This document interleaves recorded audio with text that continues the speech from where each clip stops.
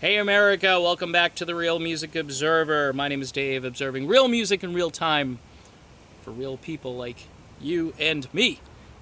John Cain and Neal Schon from Journey having a bit of a spat. It's on Twitter if you want to go find the tweets. Apparently Neal Schon getting a little peeved at John Cain's newfound love of God. John Cain a couple years ago married a female pastor from Apopka, Florida. I believe that's how you say it, and I'm from Florida. Paula White. She's now Paula White Cain, and she's an advisor to the President of the United States. So, with all that sort of hanging over John Cain, and Neal Schon basically saying, look, our band isn't Democrat or Republican, which, by the way, I love that. I love the fact, and going off on a little political tangent here, I love the fact that Neal Schon understands the dynamic, that he may have a certain view on politics, but he's not going to blow it for 50% of the fans who may go to a concert and say, oh, I hate this guy now. I thought he was for this, and he's not. He's for that.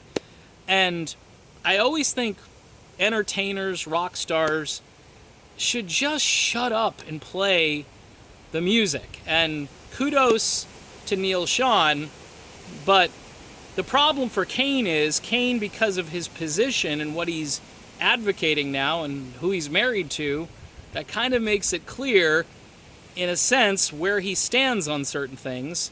And so Neal Schon is bothered by that. He's also bothered because it seems that John Cain has sort of put his keyboard playing on autopilot, and even on stage, Neal Schon is more or less saying that Cain is mailing it in, like he's just going through the motions and doing a perfunctory job at performing the Journey classics, whereas Neal Schon sees the road ahead and he wants to sort of pave it with more gold, and he believes that Journey has a future with new music.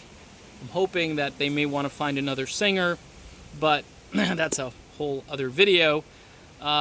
Maybe it's time for John Cain to pursue his ministry and jump out of the band and maybe give Greg Raleigh a call back in. See, this always boggled my mind that Raleigh supposedly left the band because he didn't want to tour. Of course, there were rumors that Steve Perry and Greg Raleigh didn't get along, but again, all those rumors, don't know if that was true. Steve forced people out of the band. Maybe Raleigh was the first casualty. Maybe Raleigh just didn't like the direction, the new crooning band, rather than the sort of jam band progressive music that Journey had made prior. I don't know. I mean, but maybe with all this water under the bridge, that Raleigh, bring him back in. Hey, you brought Steve Smith back in. You could bring Greg Raleigh back in. And Cain could go pursue all of the God stuff that he wants to pursue. Which, by the way, I'm not critical of that. I'm not saying it's bad. But it does seem, if you go on Jonathan Cain's website, there's not a whole lot about Journey other than he says, I'm the dude that wrote Don't Stop Believin'. Which, he wrote it with Perry, so I'm thinking, did he write all the lyrics? Because I've not seen all the lyric credits there, but I do believe he wrote most of that song, and he used kind of this positive motif in a lot of his songs, like Faithfully, and real enduring songs that are positive and have a positive message, and are kind of rooted in the guy's earlier faith. So you can't knock Cain completely on this one, but what does the Bible say? Here's a double-minded man is unstable in all his ways.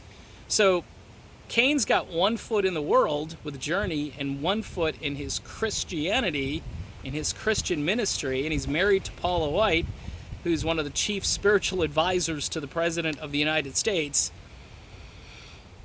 Seems like a conflict of interest, doesn't it? And it seems like Neal Schon kind of has a point. See, if I were Neal, and by the way, I'm not sure if I like this, but Neal Schon on Twitter is more or less Neal Schon's journey is what he's calling the band in certain places. He's saying it's Neal Schon's journey.